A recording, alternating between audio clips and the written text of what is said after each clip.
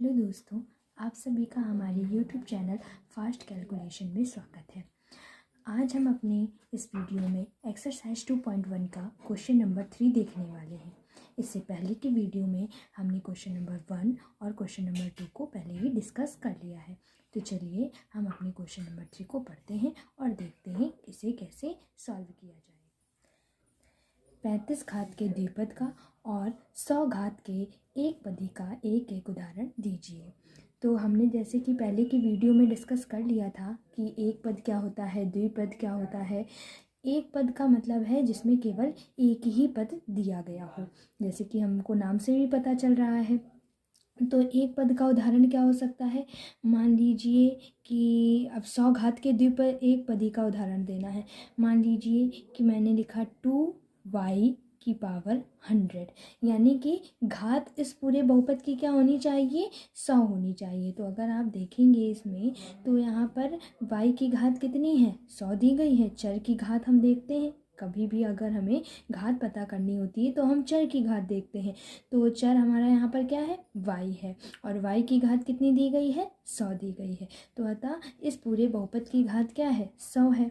और ये एक पदी है, यानी कि केवल इसमें एक ही पद दिया गया है और कोई दूसरा पद नहीं दिया गया है। अतः ये क्या है, एक पदी का उदाहरण होगा। अब ऐसे ही हमें बताना है 35 घात के द्विपद का, यानी कि ये तो हमारा एक पद हो गया और हमें अब दो पद का उदाहरण बताना है और उस बहुपद की घात क्या होनी चाहिए, 35 होनी चाहिए। तो मान लिया कि इसमें आप कोई भी उदाहरण ले सकते हैं। मान लिया हमने लिया 2x की घात 35 और ये तो एक पद हो गया। अब प्लस लगा या माइनस लगा करके कोई भी आप संख्या लिख सकते हैं। मान लिया मैंने लिखा 2x की पावर 35 प्लस 1, तो ये क्या हो जाएंगे, दो पद हो जाएंगे। ये हमारा एक पद और ये क्या हो जाएगा, दूसरा पद। तो ये किसका है, ये द्विपद का उदाहरण हो जाएगा।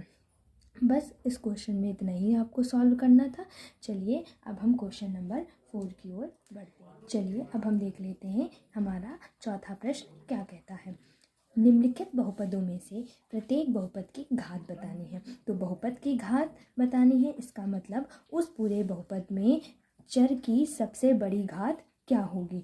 तो इस क्वेश्चन में अगर हम देखें 5x³ + 4x² + 7x, यहाँ पर चर क्या है, चर हमारा x है और यहाँ पर इसकी घात क्या होगी। तो यहाँ पर x की घात है 3, यहाँ पर x की घात है 2 और यहाँ पर x की घात कुछ नहीं है, इसका मतलब x की घात है 1।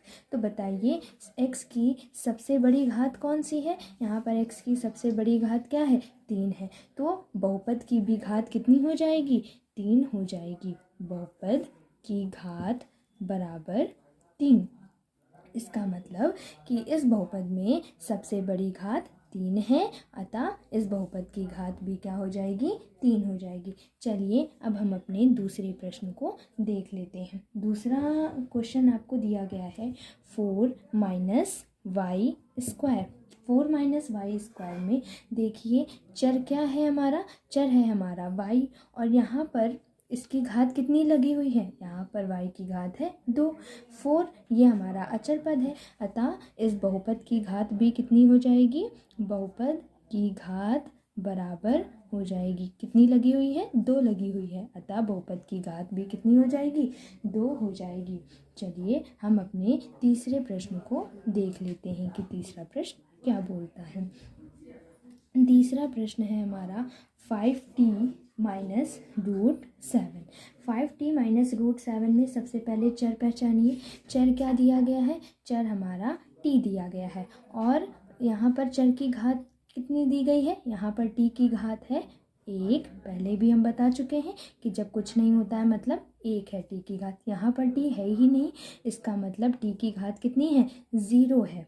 अब बताइए यहाँ पर चर की सबसे बड़ी घात कौन सी है, यहाँ पर चर की सबसे बड़ी घात है 1, अतः इस बहुपद की भी घात क्या हो जाएगी, बहुपद की घात बराबर हो जाएगा हमारा 1।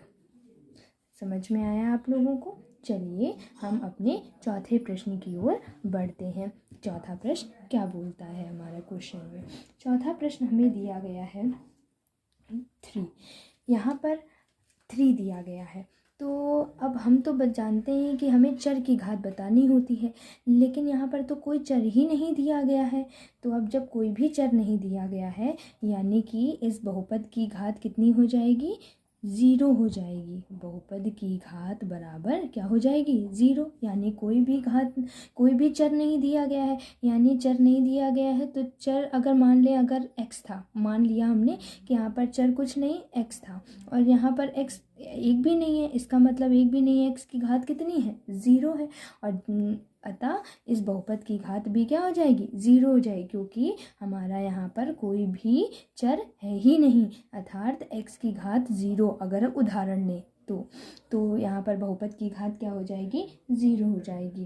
तो ये हमारा प्रश्न 3 और प्रश्न 4 को हमने यहाँ पर हल किया है। अगर आपको इससे संबंधित कोई भी प्रश्न हो तो आप हमसे कमेंट में पूछ सकते हैं।